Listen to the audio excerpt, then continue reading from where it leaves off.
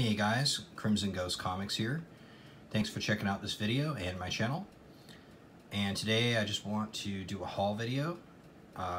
Unlike most people, I can't get to my comic shop every Wednesday to get books. So what I do is I order from a place called Discount Comic Book Service online, and I have books shipped to me every 2 weeks. So none of the books you're going to see today are new. These are all released within the last couple of weeks. So if you're expecting today's hot new releases, I don't have them yet. They'll be coming in my next box. But I thought I'd make a video anyway and share what I'm reading and what I'm enjoying. And let's dive into it. I'm going to do my DC pulls first because they're the largest. Despite having a SpiderMan mat down here as my backdrop, I am currently more of a DC Comics reader than I am Marvel, although I will say Marvel's been pulling me back in because ever since Legacy they've been putting out some really solid titles. So let's do DC stuff first, and then we'll do Marvel, and we'll move on from there. So first up, we have DC Nation issue number 2. This is the free DC fan magazine that most comic shops are handing out to their subscribers, and I really enjoyed the first issue. I think it's really cool to have like a behind-the-scenes magazine. I wish Marvel would do something similar, but we'll have to just make do with DC's, I guess. But I really enjoy it. It's kind of interviews and previews kind of rolled into one. I enjoyed the first issue a lot, and this one looks pretty cool too. Next up, Man of Steel, number 6 of 6, which I've really enjoyed this series, actually, way more than I thought I was going to. This is the final, well, maybe not so final from what I've been hearing, confrontation with Rogolzar, the new villain that supposedly is responsible for Krypton's destruction. And it's been a fun read so far. I'm excited to find out how it ends. Next, we have Superman, number 1. This basically picks up from Man of Steel number 6 and continues Bendis's new Superman run, which obviously I haven't read yet. I'm excited to dive into it. This is a pretty striking cover that's the A cover, pretty striking one. And here we have the Hughes variant cover for Superman number 1, which is beautiful. I mean, in my opinion, you really can't go wrong with 2 artists in particular, and that's Hughes and Alex Ross. But more on Alex Ross in a little bit. So I know this one caused some controversy with people, but we got Batman number 50, the wedding issue, or not, as I've been hearing. But regardless, I've really enjoyed Tom King's run on Batman so far. I know it's pretty divisive amongst fans, but I've enjoyed the story he's telling, and he says in interviews that he is committed to 100 issues of Batman. So we're at the halfway point, and it's been an interesting character study all the way through, and I really don't care if some of it doesn't make sense or not in terms of Batman continuity. I'm along for the ride, and I've really enjoyed it. It's been fun. Spinning out of the events of Batman number 50, we have Catwoman number 1 by Joelle Jones. And I believe Laura Allred did the colors on this book. I'm excited to read this too. I'm a really big fan of Joelle Jones. I really like her stuff. She's really, really talented. And I've never read anything she's written before, so that'll be interesting. But I love her artwork. It's beautiful. Speaking of beautiful, we have the Catwoman variant cover by Artgerm. That is a must-buy. Anything Artgerm does, I generally pick it up because it's usually a sweet piece of art. And I'm really impressed with the almost Virgin variant trade dress that they're doing for the DC variant covers. They're really, really nice. It's definitely more of an incentive to pick some of these up. If it had the traditional trade dress up above, like the Batman or Catwoman logo or whatever, I would still think it's a cool cover, but I'd probably be less inclined to just get them,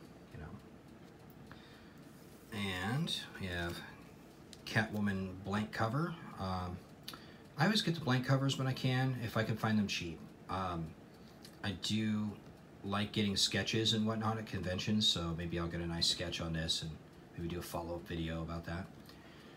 Next up, Detective Comics 984. I'm not sold on the new writer yet, but I really enjoyed the last run from Rebirth onward that they had with the team of Batman. I really enjoyed that run. I thought it was really fun. So hopefully this one lives up to that standard, because it's been a really good title. Black Lightning's in the book too, and that's another one of my favorite DC characters. So I'm glad to see him getting some action in the Rebirth titles. And here we have the variant cover to Detective 984, which I think is a Brooks variant. I just started getting the variant covers for Detective because they've started to really look awesome, so I decided to start getting those. And this is a pretty cool one. I like it. Here we have Scott Snyder's Justice League #3. This has been a good story so far. The previous incarnation of Justice League was a little underwhelming for me, so I really do think bringing Snyder on the book is an improvement to the series, and it's strange and epic, and that's kind of what we expect from Scott Snyder at this point. So moving forward, I hope this is really good. I've enjoyed it so far. And Wonder Woman #50, which I think is James Robinson's last issue on this run, but don't quote me on that. And this has been okay. I really think the book started strong with Rebirth with Greg Rucka's writing. And this run has been okay. It's been pretty good, but you start with the Greg Rucka stuff out of the gate, and anything else after that is kind of not quite as awesome. But it's still been fun. It's been a good read. And here we have the variant to Wonder Woman 50. This is a Jenny Friesen variant, and she hasn't really steered me wrong with her variant covers. They've all been pretty awesome. The last few months especially have been really nice, beautiful pieces of work. Next up, Hal Jordan and the Green Lantern Corps, #48. This title's been really awesome. I've really enjoyed this from issue 1 onward. It's been really good. You've had General Zod in it, and now you've got the Dark Stars coming back, and there's like a war between the Lanterns and the Dark Stars, with the Green Lantern trying to recruit some of their villains, and I wouldn't necessarily say rivals, but trying to band everyone together to fight the massive power of the Dark Stars, who are recruiting people all across the galaxy to dole out justice mercilessly and with brutal, deadly force. And it's been a fun run. I understand this book is coming to an end at some point here pretty soon, and I'm kind of sad to see it go. But yeah, it's been a great ride so far. Next up, we have Flash #50, which I think is the conclusion of the Flash War, and this has also been a really solid series from the start, and it's all kind of culminating here. And I highly recommend it if you have not been reading the Flash to catch up, because this is a really good story. We have Green Lanterns #50. I don't think this book has been as good as Hal Jordan, but it's still been a lot of fun, at least for me. I'm really a big fan of Jessica Cruz and Simon Baz, and I think that this book's been a lot of fun. It's had kind of a roller coaster of ups and downs, but ultimately been a good series. And with Dan Jurgens writing it, coming on board and writing the last arc, I think I love Dan Jurgens, you know, so I'm expecting him to pull some magic onto this book. Next we have Nightwing 46. That's a really cool cover, and this is a new writer, Benjamin Percy, I think, taking over the writing chores in this book. And this is a series that while I love the character Nightwing, this book has been at times a little underwhelming. So I keep reading it because it is getting better, and there are definitely high points to the series.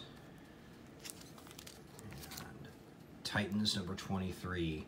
This starts a new, a soft reboot on this title, and I'm pretty excited for this. It's like a new team, and a whole new storyline, spinning out of the events of No Justice.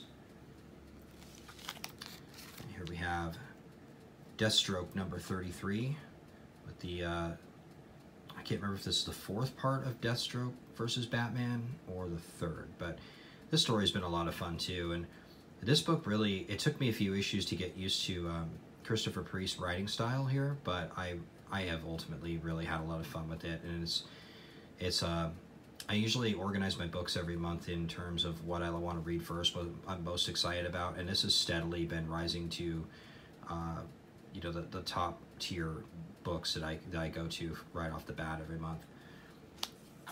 This is an older book, but I was the place I get my comics from, they were shorted, and so they finally sent a copy of Harley Quinn 44 out to me. This series has been okay. I like Harley Quinn, but I like my Harley Quinn as like the classic gesture suit, old school Harley. So the comedic Harley that kind of is like DC's Deadpool is not as fun to me. But I still pick up the title every month. I pick up every DC Universe title every single month. So until they just stop publishing it, which I don't think is liable to happen anytime soon, I'll still get it. But it hasn't been my favorite book, but it's been okay. And here we have Harley Quinn 45. And that looks pretty cool. Anything with the fourth world in it, Jack Kirby's fourth world, I'm kind of into checking out, even if it is the goofiness that is Harley Quinn. And I always get the Frank Show variant covers. So here's the Frank Show cover for Harley Quinn 45. They're always fun. I think that they're not as cool as they used to be to me, at least in my opinion. Some of his better covers were a little earlier in the run, but I still get them. And Suicide Squad 44. It's been surprisingly a good book. I didn't know that I was gonna be into this team and this particular run of Suicide Squad stuff. I've never really been a huge Suicide Squad fan, but this run has been really good, and I've stuck with it this far, and I'm probably gonna stick with it until they just stop it, you know. So here we have Red Hood and the Outlaws 24. I've really liked this series. I know a lot of people have kind of been down on it. But Scott Lobdell, he's kind of a hit or miss writer for a lot of people, but with this run, it's been really fun. It's been at times just downright heartbreaking and sad, and at other times super funny, and at other times just full of high adventure, and it's really cool. It's if you're not familiar, it's Red Hood, Artemis, and Bizarro forming this this crazy team that goes out and well, you know, performs missions and stuff, but there's a lot of like continuing storylines that are getting really interesting and coming to a peak. And I recommend checking it out if you get a chance. It's a fun series. Green Arrow 42, another book that I thought has been pretty consistent as far as it being good. I have never really been a huge Green Arrow fan. Jeff Lemire's run during the New 52 is really solid. And then before that, I like Brad Meltzer's run and Kevin Smith's run, and of course Mike Grell's stuff. But before that, I wasn't really into Green Arrow. But this series has been pretty fun since Rebirth began. And here we have Hawkman number 2, which I enjoyed number 1. So eager to check out where this is going. I originally heard this was going to be a mini-series, but now it looks like it's ongoing. So we'll see how long Hawkman can hold his own title, because in years past he hasn't had the best track record of that. This one is a mini-series, Plastic Man number 2 of 6, and this has been pretty good. The first issue surprised me with how good it was, but I really like Gail Simone. She's the writer on this, and she did a really bang-up job, so I'm eager to see how this story plays out. Moving right along, we have Sideways number 6, another book that I didn't really think I was going to be thrilled about, but I've really enjoyed. I hear a lot of people say that this is DC's version of SpiderMan, and I have to wholeheartedly disagree. The only thing he has in common with Spider-Man is that he's a teenager and he crouches like he does here on the cover, and he's kind of cracking jokes and quips. But other than that, like his power set and everything else about him is nothing really like Peter Parker at all. And here we have Immortal Men #4. I am woefully behind on some of my reading, so I haven't even read the first issue of this yet. I've bought them all, but I haven't read any of them yet. I'm getting there. But I have a huge stack of comics I'm still trying to catch up on reading. My work schedule is pretty hectic, and you know, I'm a grown man who's married, so I don't have all the free time in the world to read comics. I've got other stuff going on in my life too, but so I'm always behind. I've always got a stack of books I'm trying to catch up on, and Immortal Men is in that stack. And the same with this series, The Curse of Brimstone #4. I haven't even read the first one yet. I have them all, just haven't read them. And ditto for The Unexpected #2. I haven't read #1 yet, but I'm eager to get into this series. This one looks really cool. And Shade the Changing Woman from DC's Young Animal. This is #5. So this is part of the Young Animal line, and these books I think are coming to an end here pretty quick. I think with #6, the whole line is pretty much ending. I haven't read any of these yet. These are also in my to-read pile and just kind of down on the priority list. They look interesting, they look cool, but you know, I'm a huge superhero fan, so my traditional DC Universe and Marvel Universe reading comes before these, and I just haven't gotten to them yet. I'll probably sit down when they're all out and just read them as a binge reading session and get them all out of the way. And same with Eternity Girl #5. I haven't read any of these yet either. It's a pretty crazy cover though. And then we have Michael Cray. What is this, #9, I think? Get a better look at that. Yep, #9. So, yeah, I haven't read these either, any of the Wildstorm stuff. I've been buying it because I'm an old school Wildstorm fan, but I am really just waiting for like a vacation or something where I can just dig all these out and just sit there and read them in one shot. They look pretty cool, and Brian Hill's a good writer, so I am looking forward to this series, but like I said, I don't know anything about it, I haven't read it yet, so I can't vouch for it. So here's where we're going to move into my Marvel pulls for the week. And we start off with Amazing Spider-Man #1. All I've read of this so far is the Free Comic Book Day issue that came out. I like that. I thought that was pretty cool. It's definitely a different direction than Dan Slott had it, the series going. I really did like Dan Slott's run, most of it anyway. I mean, there's like 10 years of it, so there's an awful lot of it. But I did enjoy it, and I did read up through #801. So this is technically 802. Spider-Man is my all-time favorite superhero from any company, and also the one Marvel book that I will not skip. I will always buy The Amazing Spider-Man. I collect Spider-Man stuff. I love Spider-Man. He's my guy, you know. So I'm a huge fan from back when I was a real little kid, and that'll never go away. I still love Spider-Man even through the bad stuff. So next up, we got Captain America #1 with a really awesome Alex Ross cover. There's that name again, Alex Ross. I will buy anything he does the covers to, even if I don't read the book. The only exception to that is those $100 incentive covers. I just can't do that. But if they're regular covers for a series, I will go ahead and pick them up. I love Alex Ross's stuff. But luckily, I also love Captain America, so I'm looking forward to checking this new iteration of the series out and seeing what it's like. And also, along the same line, we have Captain America #1. This is the Adam Hughes variant. The other artist I love, like I said earlier in the video, is Adam Hughes. I love this guy, so I had to get this one too. It's a really nice cover. moving right along. We have Avengers #4, the Jason Aaron run. So far I've been liking this.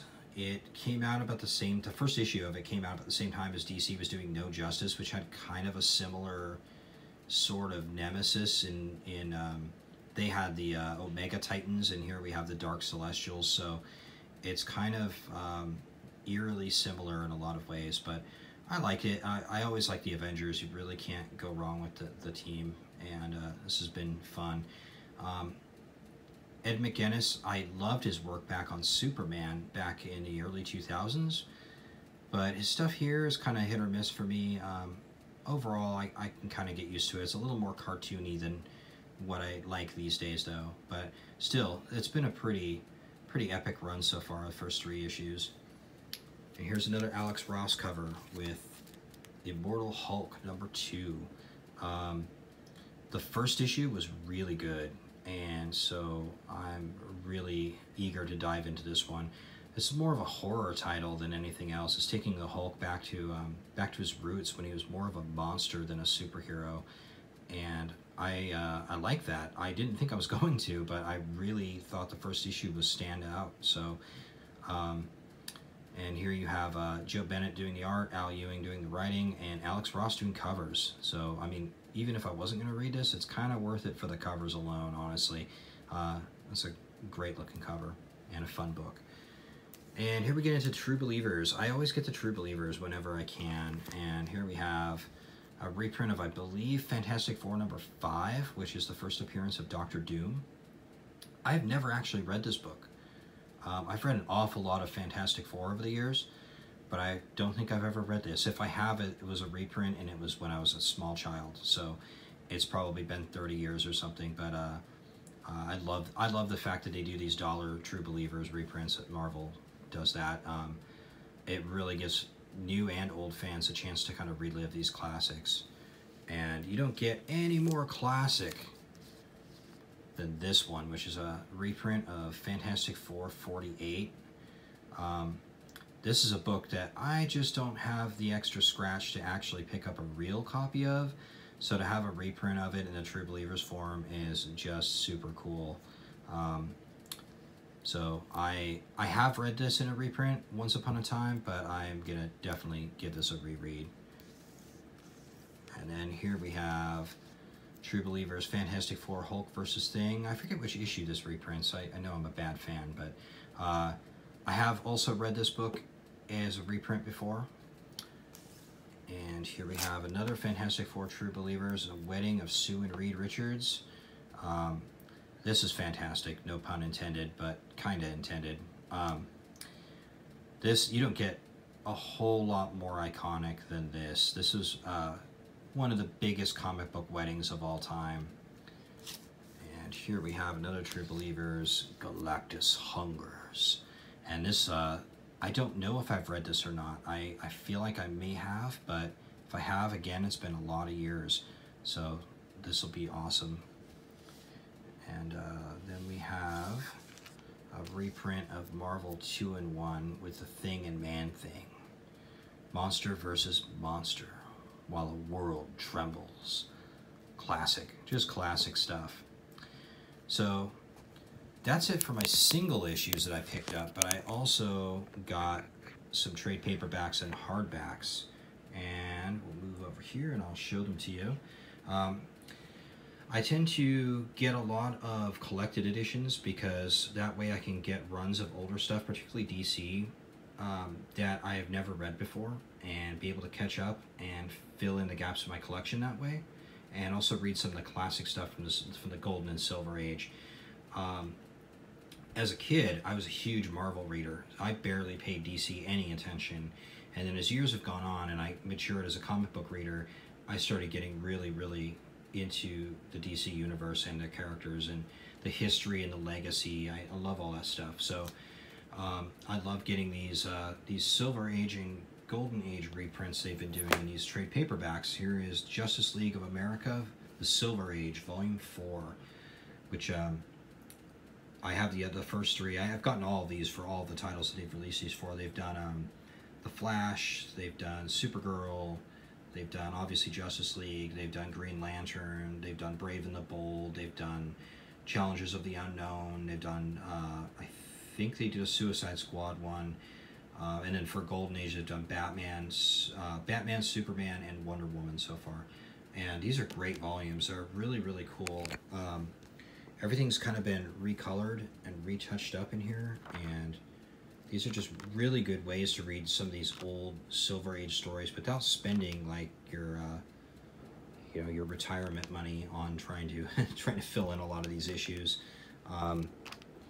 I love the history of comics, and I love reading through some of these wacky stories, because some of this stuff is really strange, and particularly the DC stuff is really weird. And I really think it's fun. And it's so different than the comics we have now and are used to now. And here we have a story I've never read before, Batman, Death, and the Maidens. And the fact that Greg Rucka wrote this and Klaus Janson drew it is the reason I picked it up. Love both those people. Big fans of both those creators. Here's another one, Batman Thrill Killer, which I think is an Elseworlds story. And that looks really good too. I remember seeing ads for this series in Wizard magazine back in the 90s, and I wasn't really a heavy DC reader yet at that point. So DC just reprinted this, and I decided I'd jump in and grab it. One of my favorite creators, one of my favorite characters, Orion by Walter Simonson. I think this is the first volume, yeah, book one. I love the Fourth World. I love anything that Jack Kirby pretty much touched over at DC. All of his Fourth World stuff, the Demon, all those books. I think they're fantastic, and so I kind of feel like Walter Simonson in a lot of ways is Jack Kirby's spiritual successor. You know, his stuff has a very Kirby feel to it. I first got turned on to him when he was working on Thor back in the 80s over at Marvel, and then X Factor as well. And I've been a fan ever since. Like his stuff. Holy 90s. I got Superman Blue. This is a period of Superman I have a few issues from, but I don't have a lot. And so I figured I would go ahead and get the trade paperback and read this stuff. I love the design of the 90s Electric Superman is what I used to call him, but Superman Blue. Fantastic design. I heard it's kind of a goofy story, but you know, if you look at these creators on here, you got Dan Jurgens, Ron Frenz, Carl Kiesel, Stuart Immonen, Scott Eaton, David Michelini, I think that's how you pronounce his name, Tom Grummett, Louise Simonson, John Bogdanov. Man, like that's like an all-star lineup of Superman creators from the 90s, so that's sure to be pretty good. Here we have hardback, Superboy and the Legion of Superheroes Volume 2. I got Volume 1. I haven't read all of it yet. I've read a few stories out of it, and it's pretty fun. The Legion of Superheroes is a team I've only recently, in the last few years, gotten interested in, and reading their older stories has been really, really strange. It's a different type of superhero team than what I'm typically used to. But I have enjoyed it a lot. I like a lot of the characters, and I'm stoked to read more. And last but not least, Wonder Woman by John Byrne, Volume 2. Just want to point out how awesome of a cover this is. That's a great cover. And I have Volume 1 in hardback as well. I haven't taken the shrink wrap off of these yet. John Byrne is one of my favorite creators of all time. And I first learned who he was with his work over at Marvel. But his work at DC has been equally as impressive. He's the guy that did Man of Steel, one of my favorite miniseries of all time, the original Man of Steel, back in the 80s. And then he went on to do Wonder Woman as well. And yeah, his art is fantastic. His writing is good. A lot of people think he's crazy sometimes, but he is one of my favorite guys. So I had to pick that up to complement the first volume. And with that, that's it, guys. I'm sorry this video ran 30 minutes. But as you can see, I picked up a lot of stuff, and this is just 2 weeks of pulls for me. I typically get, normally I get everything that's DC pretty much. There's a few exceptions. I don't always get the Hanna-Barbera books, and I don't always get the kids' books, and there's some Vertigo stuff I don't get. but most of the time I get everything DC Universe. And then with Marvel, like I said, there was a while there where I was getting everything from Marvel, and then I got almost nothing from Marvel. And now I'm starting to get more interested in the newer series that they're putting out, so I'm starting to pick up a little bit more and get more stuff. So my Marvel pulls are increasing a little bit. And then with trades and hardbacks, it just kind of, it depends on the month and what got solicited that month. So I will try to do every 2 weeks when I get my pulls in. I'll try to do a haul video for you guys to show you what I'm reading, what I think of everything. And if you guys are interested, I could do reviews on stuff as I read it. Maybe do brief, like 10-minute reviews of certain issues, new books that come out, newer books that come out. And I don't know. I don't know what the interest would be in that. So if you guys want to see something like that, go ahead and leave me a comment.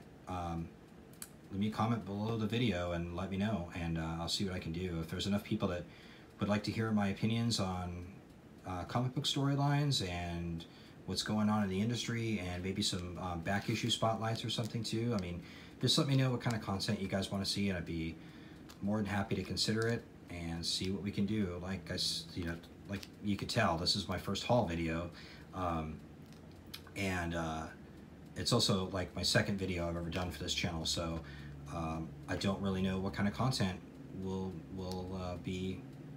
I don't know what kind of content you guys want to see, so just let me know and we'll try to work something out. And before I go, I know this is already hitting 31 minutes here. Before I go, I want to give a really big shout out to the boy who had 7 Talks Comic Books. He has an excellent YouTube channel, and he's the guy that kind of kicked me in the butt to start making videos. So a big shout out to him. He's a really cool YouTuber, really super enthusiastic. His videos are really professional looking and really cool. He has a lot of cool insights, and his positivity and enthusiasm for comics, particularly Marvel stuff, is really off the chain. It really impresses me. So chatting a little bit with him really got me interested in making videos. Although I've been watching the comic book community on YouTube for a couple of years, I haven't really jumped in and started making videos until just now. Like 2 weeks ago was my first video. So I'm a new channel, and I hope to just make my videos get better over time, and you know, give you guys whatever kind of content you want to see. Like I said, I'm mostly a DC guy, so I'll do a lot of DC-centric videos, and I'll got something else cool with my shipment today too, but I'm not going to include it on this haul video because we're already running really long. So maybe this weekend I'll post a video and show you guys something really cool that came. So with that, thanks. If you made it all the way through this video, you guys are awesome. Thank you so much.